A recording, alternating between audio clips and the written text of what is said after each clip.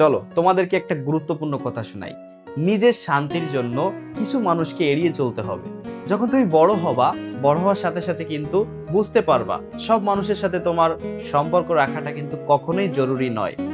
কিছু মানুষ আছে আমাদের সমাজে যাদের সাথে কথা বললেই তোমার মানসিক চাপ বাড়বে, অশান্তি বাড়বে, নেতিবাচকতা তৈরি হবে তোমার ভিতরে।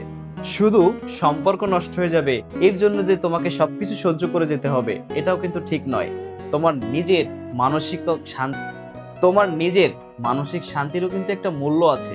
তাই অলওয়েজ এমন মানুষদের থেকে দূরে থাকো যারা তোমার মানসিক শান্তি নষ্ট করে দেয়, তোমার ভিতর নেতিবাচকতা বাড়িয়ে দেয়, তোমার শান্তির সময়গুলো অশান্তিতে পরিণত করে দেয়।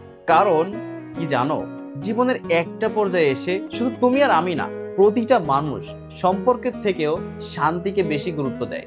ভিডিওটি ভালো লাগলে অবশ্যই শেয়ার করে দিয়ে যাবে।